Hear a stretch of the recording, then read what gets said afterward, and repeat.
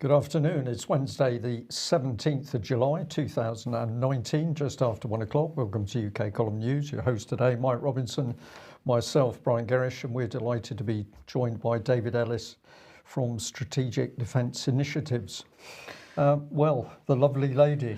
The lovely lady has been elected. Now, I'm just going to show a little bit of the coverage from the European Parliament yesterday of the results of the vote for Ursula von der Leyen to become president of the European Commission. Really the thing to look at here is her face as this plays out. So just have a watch of this. Votes 733. A majority of members that make up the Parliament 374. Votes in favour 383.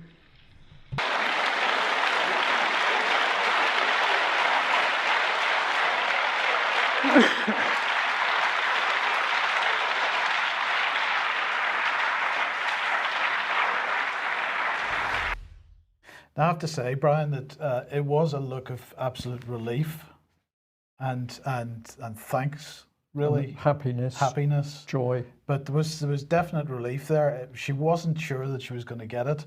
Now, just to briefly look at the results themselves, only 733 people turned up to vote. In fact, 747 MPs is the number that there are. So a few didn't bother.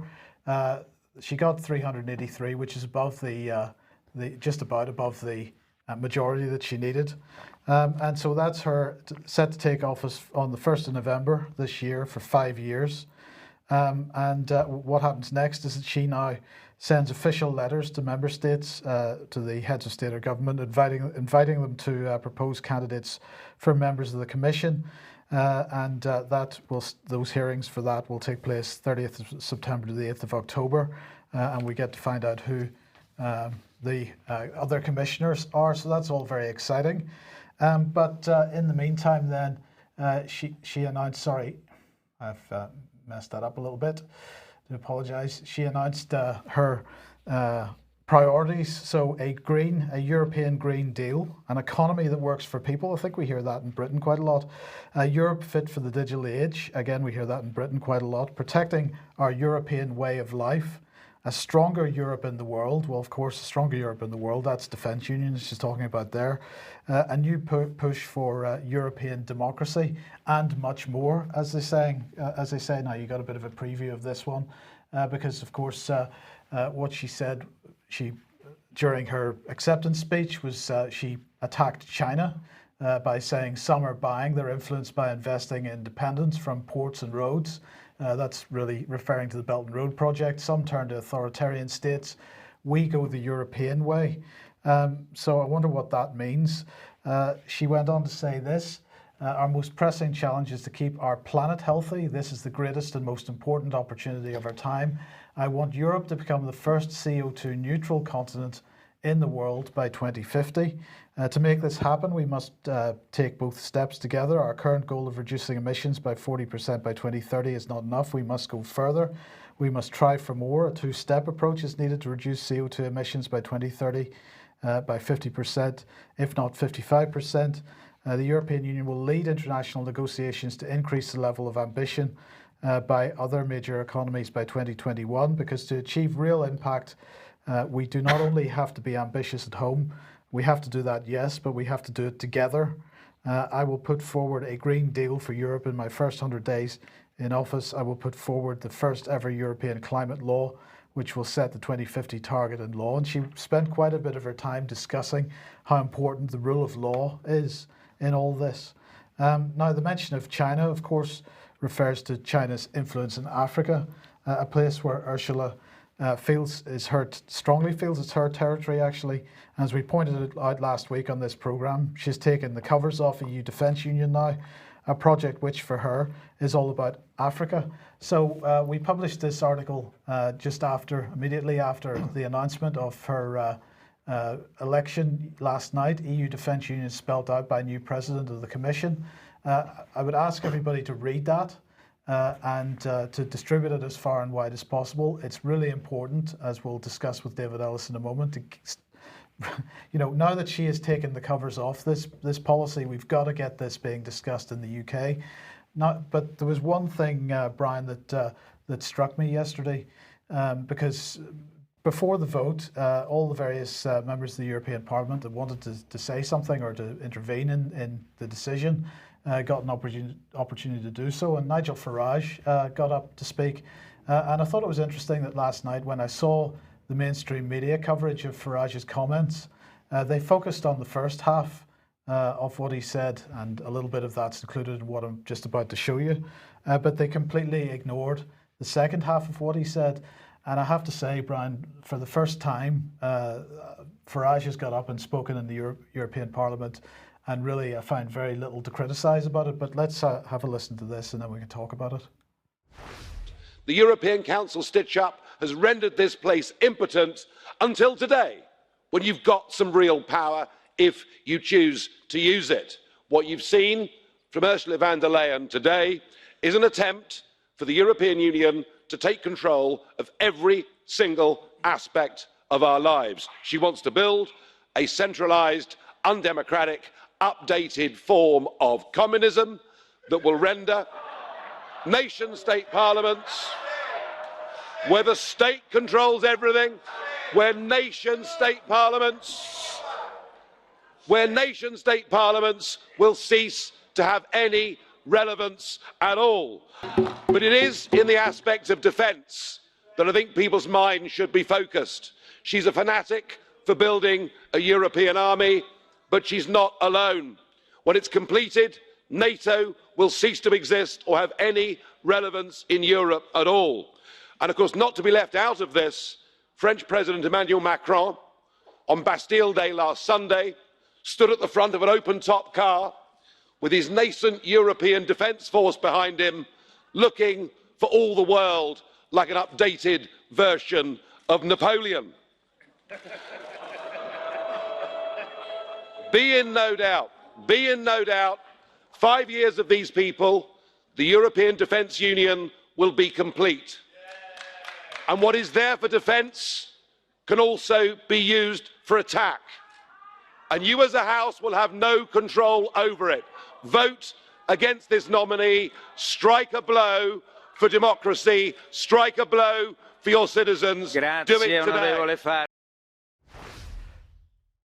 So what do you think? Well, for the first time, of course, he's used the right expression, which is EU Defence Union, and quite remarkable that he's ended on that key point that it's defence union, but what's it been coupled with? Rhetoric for war against Russia. So I've got to say, Nigel Farage on this occasion absolute hammered it. And can I just add to that, Mike, that it was interested that Ursula, what did she say? She's saying all the squidgy things. She's talking about CO2. She's talking about equal opportunities. She's not talking about we are going to deal with Russia. Now she's got her foot in the door. Here's the cloak coming in. But I did pick up on a lot more money for Erasmus. So this is the EU going to make sure that it trains and integrates students all the way across the EU, which is very dangerous because they're obviously going for the future generations. Let's welcome David Ellis to the programme. David, I'm impressed that Nigel Farage said what he said there. The question that I ask in my article is, it's all very well for him to say that in the European Parliament, but will he bring the same language and the same points back to the UK? That is the question, absolutely, is whether that conversation is going to happen here in the UK, considering that we're in every aspect of defence union as it stands. So he's given a really, really great speech there. It's the first time he's used the correct language, tone and sort of pitch, and he's hit all the real sweet spots. Some of them even sound as if they were, the things that we've said. So, he's quite right. This is not just an internal, it's not just an external potential force, it's an internal force. And of course, what can defend can also attack. He's absolutely right. But that's the key thing, really, and I think you've got a taste of it already, that the media this side of the channel has decided to not broadcast the section there on EU Defence Union, which is clearly von der Leyen and the EU's now top of the agenda must-have objective. So she's really, I mean, cloaking it all up there, as you quite rightly said, Brian, with CO2 and whatnot. Well, the CO2 agenda is just to lock down the population. It's got nothing to do really with any serious issues. So I just find it just ridiculous, really, to say that there's an election and a ballot, because, as I understand it, it was only her name on the paper, and you could either vote, in favour or not. There was no other candidates. So, to call it an election is a sort of nonsense, really. It's a rubber stamp, isn't it? So, the table is set, and really we've got to thank von der Leyen to an extent, because she's made it very much a public debate now. So what was clearly for decades a civil service and secretive behind closed doors conversation is now an open conversation in Europe. It just needs to be an open conversation here in the UK. And that's our big objective now. Absolutely. Now, what prospect do you think, now that Nigel Farage has got on the bandwagon and decided to use the correct terminology, do you think there's any prospect of this issue getting into the Tory leadership debate before the election happens there? That's exactly the question, isn't it? That pressure there that's developed with all those new MEPs are clearly now aware of it, and they've got to propagate it here and do some good with it. It's got to become a cross-party subject here in the UK, because it's going to concern everyone and everything. Because sooner or later, if this carries on, or it comes back in whatever the new form of agreement is, I mean, we've got to sort of look at it in terms of that the May deal may well be dead at the moment, but that's only for the time being.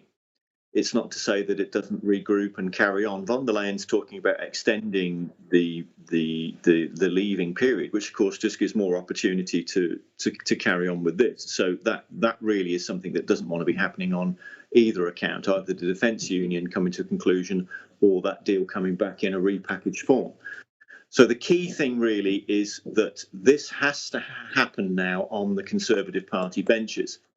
And I was just on the telephone this morning talking to a former head of the Navy, and that's exactly the conversation that we had, that at the moment, the political scene in Westminster is that the MPs, and I'm understanding that this is regardless of party, are being told that there's nothing to worry about with defence union, which of course isn't the case at all. That's a complete misrepresentation, because as it stands, we're in it. But what they're being told is there's nothing to worry, and we're not in it. And it's almost like this okey-cokey situation, in, out, shake it all about. And they're not really paying it the correct regard.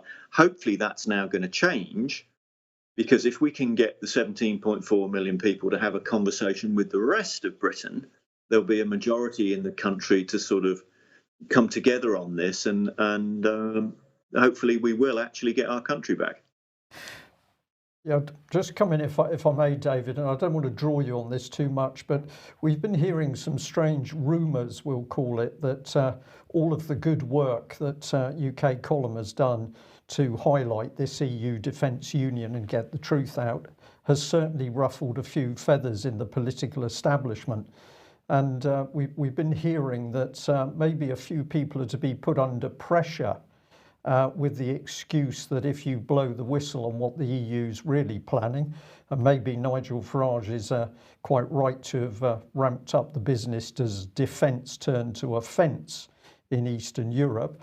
But if we highlight these issues, we are going to be under the spotlight of the security services and 77 Brigade.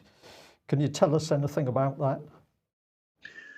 That seems to be the case. Anecdotally, what's being fed back to me and others is that this is the case. So if we look at one end of the spectrum, as I've already said, so this head of service is obviously opposed to being in defence union, and a lot of them seem to be. But what they're being told is that we're not in, and there's nothing to worry about, and move on, and there's nothing to see, and there's no real show. Well, of course, that isn't the case at all, and they would want you to think that. But at the other end of the spectrum, of course, is what we're being told is that there's a huge amount of interest all of a sudden in anybody that's speaking on veterans issues or defence union at the MOD. So this obviously doesn't quite add up with, well, if there's nothing to worry about, then why would you do that? So that doesn't stack up, frankly. So what's being perceived as a threat to the MOD is that if you're talking about defence union or veterans issues. So I find that rather a compliment on the one hand and alarming on the other. So what we've got to do is expose this, get it all out in the open, talk about it, and certainly not shy away from it. This has to be discussed openly because, you know, either end of what's going on there in Westminster is frankly unacceptable. So the best way to deal with it, rightly, as you've always done there for years, Brian, is get it out in the open and let's talk about it. And of course, there's no place to hide then. So if this is the case, obviously now Nigel Farage will be number one on the most wanted list at the MOD. Just finally on this, David, one of the points that Farage made is that, von der Leyen has a 5-year term. He's saying that by the time that 5-year term is up, defence union will be in place and so on. Now, let's give the MOD, we know that this isn't the case, but let's give them the benefit of the doubt and say that Britain is not part of a defence union. The other point that Farage made is that defence union represents the end of NATO, but the Ministry of Defence's position is that Britain's military capability is secure within NATO. So those two positions don't seem to be viable to be sitting side by side. So the Ministry of Defence, it seems to me, can't have it both ways. So they've got to answer that question, don't they? Because if Farage is right and NATO's role within Europe is finished as a result of defence union, Britain says it's staying outside defence union, and but that NATO is the core pillar of its defence capability. Well, where does that leave us? That for no other reason than that, this issue has to be discussed publicly now. It's absolutely correct.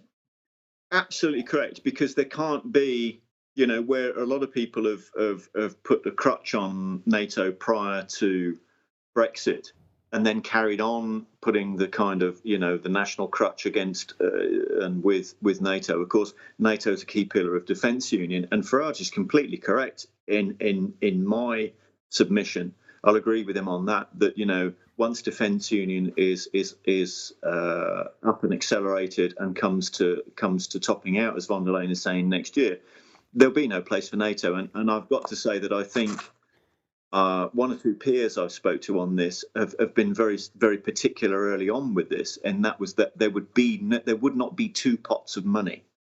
There would only be one pot of money, and that would equate to then that there wouldn't be NATO. So you can see how that's going to work, because they're already talking about the finance systems and the Treasury and the Defence Fund, and then what will obviously then be taxation at the other end of that to the general public.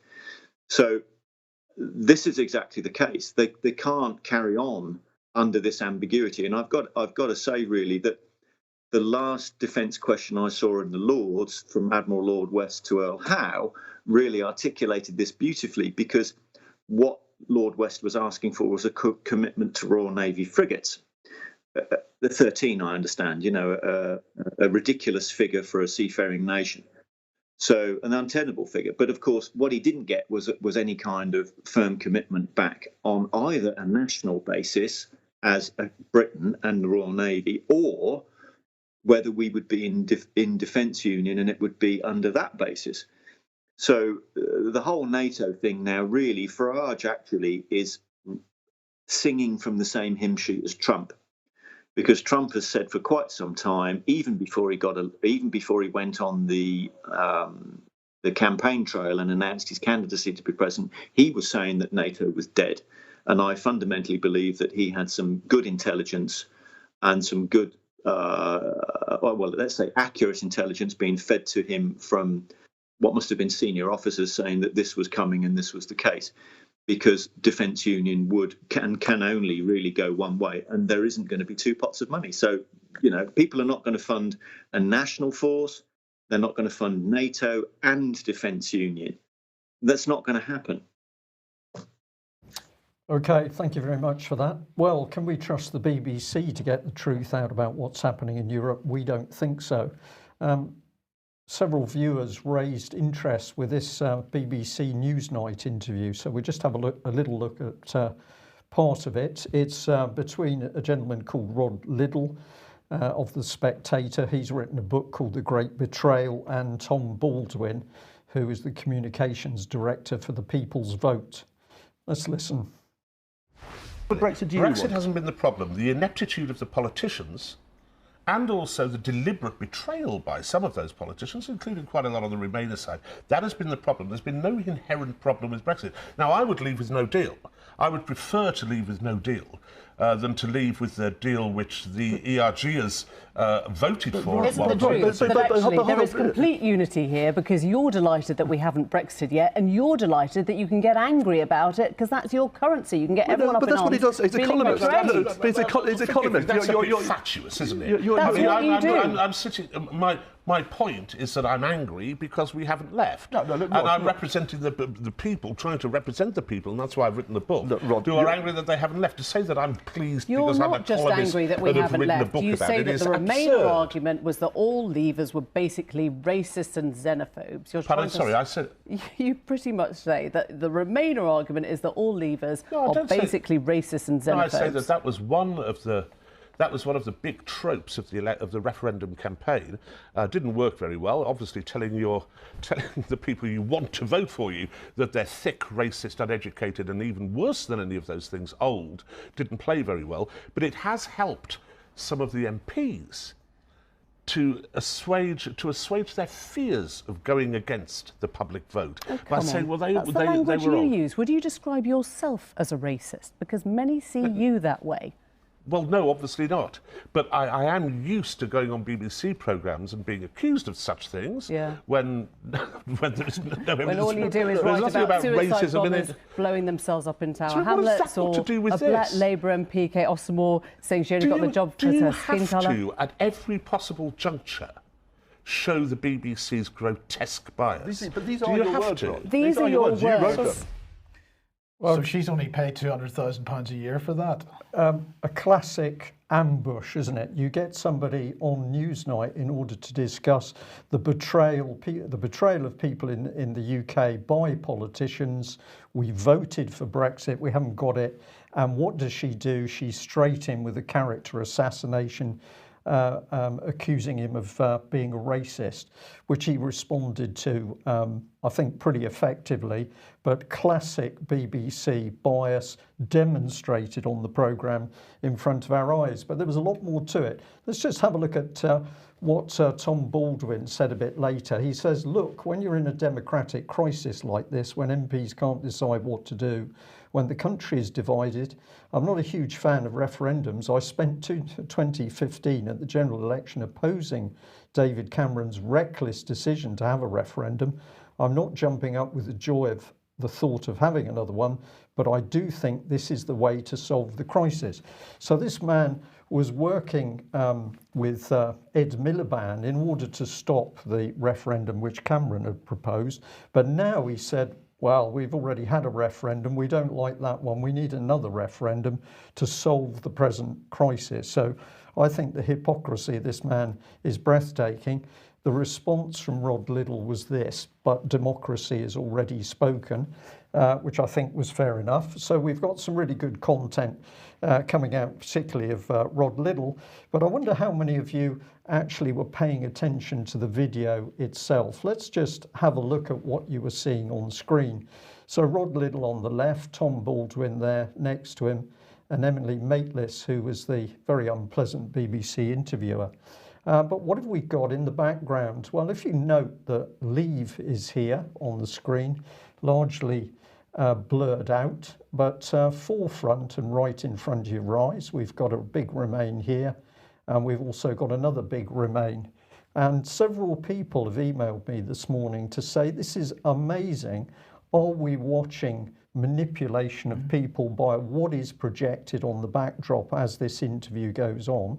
Now, there's a bit more to it, because if you look to the right of the central image of UK, there's actually another image of stylized image of UK, which is quite remarkable because clearly it is UK broken into pieces. I've spent quite a lot of time looking at this, and obviously designers have been working very hard on what people were shown in the backdrop as this interview took place. So we've got a Remain, which is put right in front of the viewer. Leave is all blurred out, and they are crowing, I think, over the fact this whole debate is breaking up the country. So we've got BBC Newsnight using applied behavioural psychology, NLP, many people are saying, in order to influence how people react to this programme. But if we put Emily, the lovely Emily, centre screen, we can see some of this a bit better. The first thing to note is that the Remain has also got a tick box. Now, if they'd have ticked it, it would have been a bit too obvious. So it's crossed, but nevertheless, what are they putting across? Remain. That's where your tick should go. But you normally put a cross in a well, ballot you paper, do, don't you? but I just in front of your viewer, so you could say it's accurate and effective. And then to the left of her, it almost looks like a cartoon head, but that is a stylized image of Britain which has been broken up. So I think this Newsnight, absolute classic bias on one hand by the BBC of the character assassination of somebody daring to go down the Brexit route, but we've got something very unpleasant being done to audiences in the background. Now, what can we do about this? Well, I'm going to say a big thanks to the person who sent us this and said, I think that these little badges would be very good and very effective. So we have a little cheap button style badge. It says, is that true? Or did you hear it on the BBC? And I really felt there was something in this. So I'm going to say, if there's anybody out there who would like to source and put in some orders for some of these badges, I think they might go down well across the country. But can we trust the BBC? We don't think so. David, can we trust the BBC? Well, it's, what more have you got to say looking at that absolute stitch up?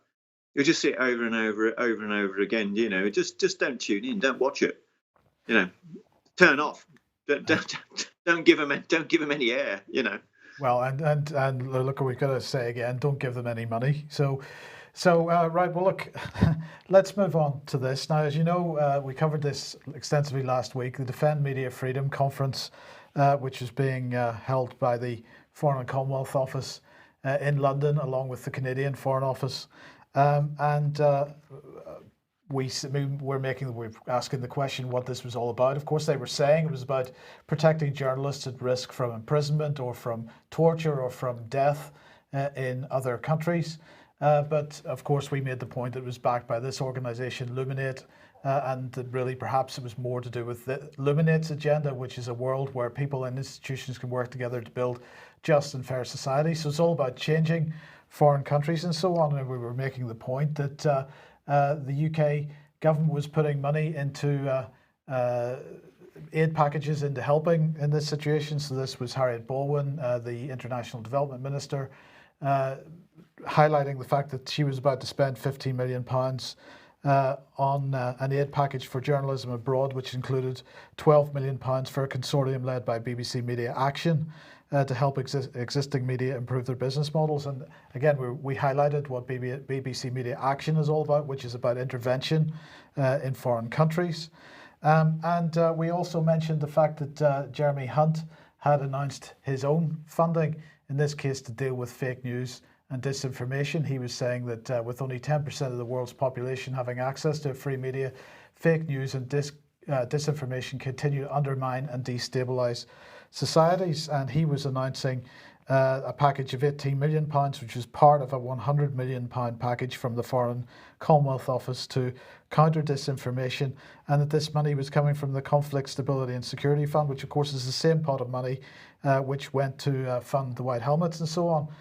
So I found this interesting, thought we'd do a little bit of work on it. I just want to remind everybody, if you go to the UK Column website and have a look at the Integrity Initiative section there's a page of information about the Integrity Initiative, if you remember, which was this Foreign and Commonwealth Office funded counter-disinformation, as they described it, counter-disinformation program. Well, of course, a lot of Integrity Initiative documents were leaked. We covered that leak extensively, and the Integrity Initiative's website is still down as of today. So all content, they say, has been temporarily removed from this site pending an investigation into the theft of data from the Institute for Statecraft and its program, the Integrity Initiative. And in fact, the Institute for Statecraft's website is in the same state. All content has been temporarily removed from this site pending an investigation into the theft of data from the Institute for Statecraft and its program, the Integrity Initiative. So that's good. Both websites say they'll be back up and running again soon. So this hasn't gone away. But in the meantime, this organization has been established. The Open Information Partnership is a diverse network of established organizations and individuals across Europe working in open, independent, fact-based reporting, is how they describe it. So this is Andy Price and his counter-disinformation team not being idle. They've set this organization up. Well, it was revealed in a parliamentary question to the Foreign and Commonwealth Office a couple of months ago. This was answered by Alan Duncan, and he had this to say. The Foreign and Commonwealth Office's own dedicated counter-disinformation and media development programme aims to protect national security by countering disinformation directed at the UK and its allies from Russia. It funds projects in a number of different countries that seek to enhance independent media, support civil society organisations that expose disinformation, and share good practice with partner governments. So this is Sopian language once again, as we talked about on the programme yesterday.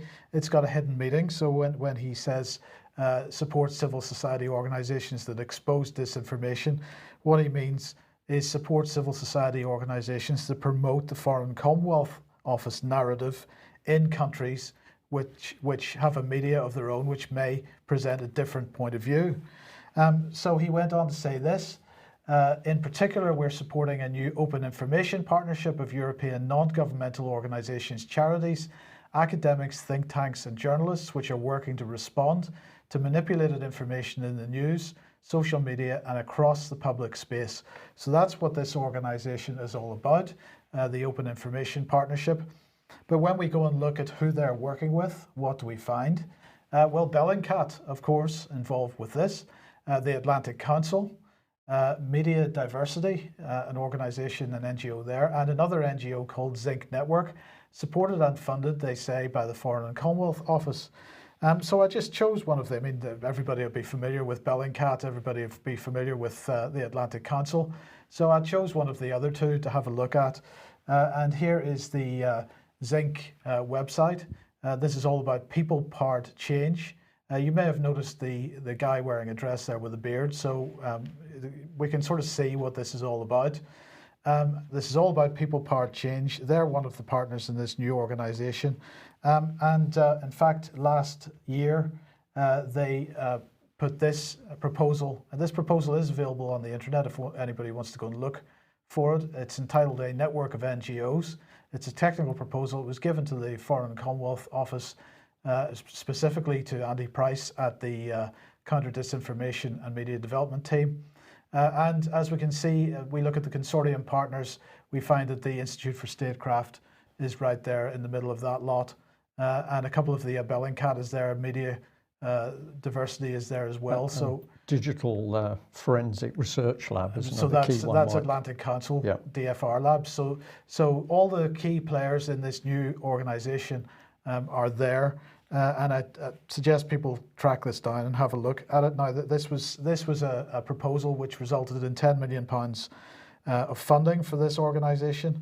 Although this was dated August 2018, the Open Information Partnership domain name was registered in February this year, so they clearly got the funding that they wanted.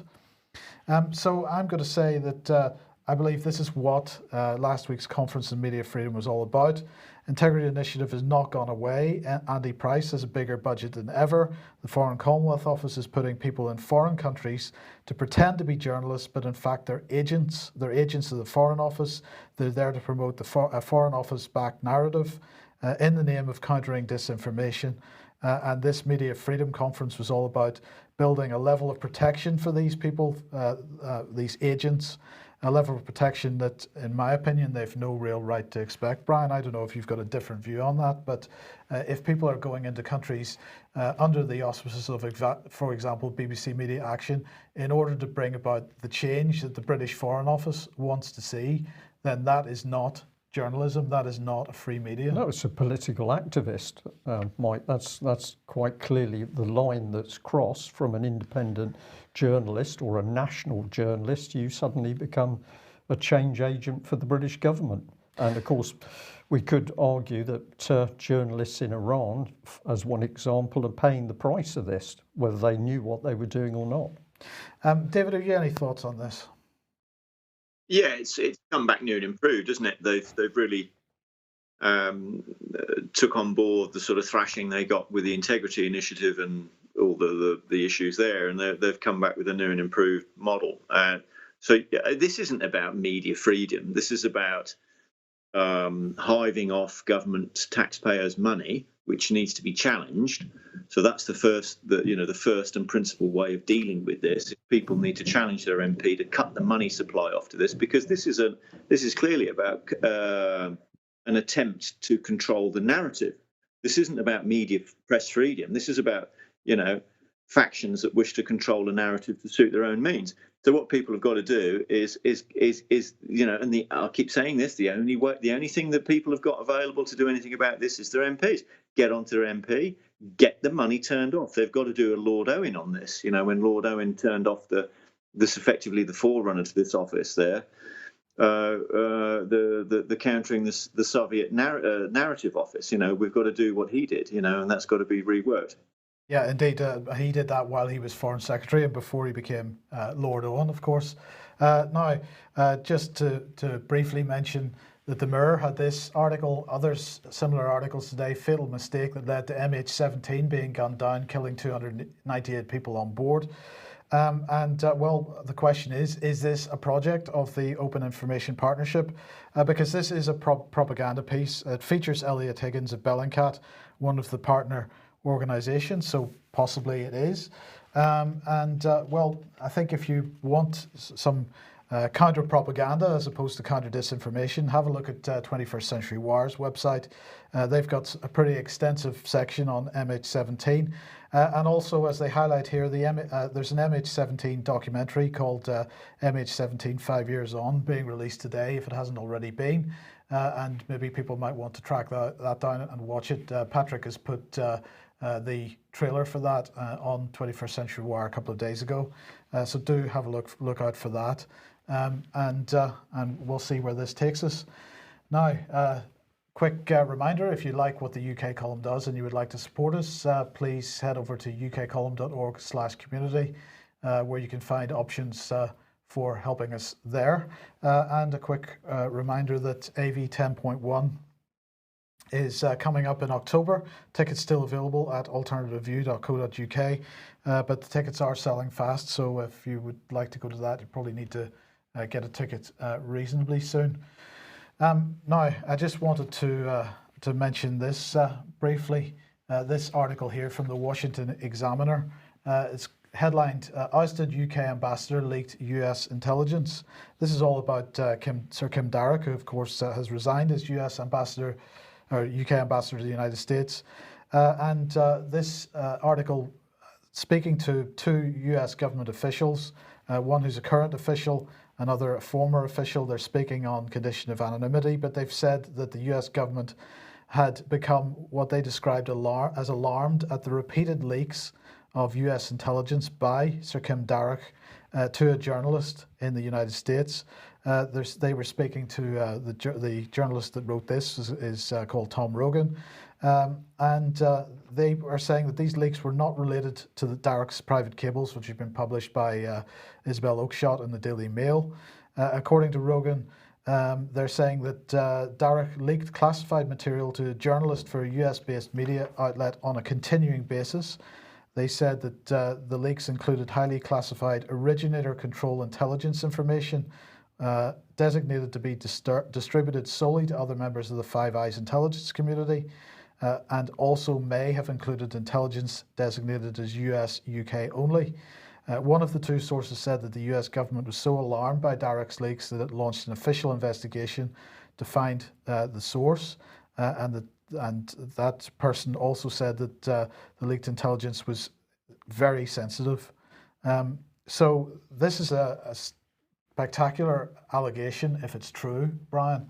But I just want to remind everybody that as we pointed out last week, this earlier in the week, this article from the Sunday Mail this week, Sir Kim Darrick vouched for British ex-spy Christopher Steele, and remind everybody that Alex Thompson had said that to me that absolutely this would not be, that no ambassador or no Foreign Office employee would be vouching for any so-called ex-spy, Christopher Steele or otherwise, without the approval of the British government and the Foreign Office. So the question is, where does this leave the so-called special relationship? It's pretty clear from the noises that Trump has been making recently with respect to Darrick that there was more than just these cables and these memos behind that, because really, what did he say? He made comments in the cables that were being echoed in the mainstream media. So it's nothing that Trump hasn't heard before, but his criticism of Darrick was quite stern, shall we say. So, you know, I wonder what the truth is in this story, but if it is true, it's quite a serious issue. I think it brings us into the realms, Mike, of what our government actually is and who is controlling the country. If you sit and you believe that we have elected MPs in Westminster and they are the people who are making the decisions on foreign policy or the economy, that takes us in one direction. If we say we've got a deep state actually controlling the country, that is funded by the global international banking interests, and these are the people that are actually pulling the strings on foreign policy, what's happening overseas in the Middle East or what's happening in America, then we come to a completely different picture, because who are these people and what are their objectives as they interfere in politics in America? David, very quickly, because we're coming up to the stops, to me it's clear that the model of government we think we're in with elected representatives is absolutely not true. We've got something far darker and more dangerous at work.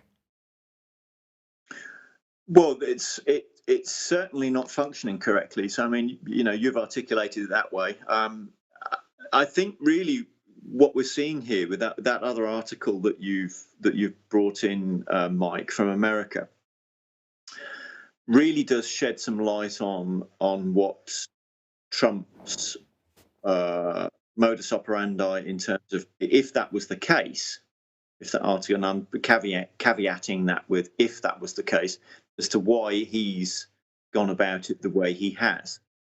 So if you jump forward to this kind of Five Eyes relationship, and this is something Richard Dearlove has continually spoken about with relation to Defence Union and veterans, the work there at Veterans of Britain, challenging in concert as we have the Defence Union. This is actually, we're now getting down to the nitty-gritty here with the Macmillan special nuclear contract relationship with America, where the nuclear arrangement with fissile material, submarines and reactors and so on and so forth correlated over into the Five Eyes intelligence network because of the principal nuclear factor. So this being so, all this is up in the air, and there is some other players and there's other factors, and of course we know that there's a big scene shift happening with Defence Union.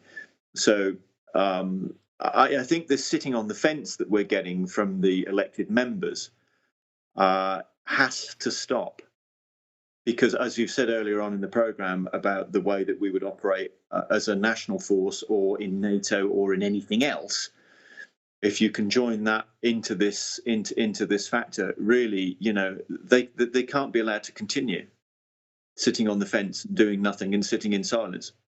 While a group of individuals buried in the Cabinet Office are essentially out of control with their politics and their relationship with the security services. Sorry, I had that in there just to force that home, David. Absolutely. I mean, that's precisely what Lord Tebbit said to me on the telephone in the week. That is exactly what he said. He said that this would never have been allowed to happen under Maggie, and it was not her policy. But he was currently the current status was he was. I won't swear on air because I know you've got a policy that won't. But you know, he swore quite profusely. He said he was absolutely sick of the situation at the moment. And I agree. I think this is where we are. This is the situation is not tenable. It can't be allowed to continue. But people have got to start doing their jobs. Okay, thank you very much for that. Well, we've run out of time for today's news. I was going to just cover a little bit about electoral fraud, which really adds another dimension to this, that we can't even rely on the process by which we get our elected MPs, but we'll save that for another day. Thank you all very much for joining us. If you're not a subscriber of UK Column, please consider taking out a subscription and or making a donation. We can only do what we do with your continued financial support. Thanks for joining us. Bye-bye.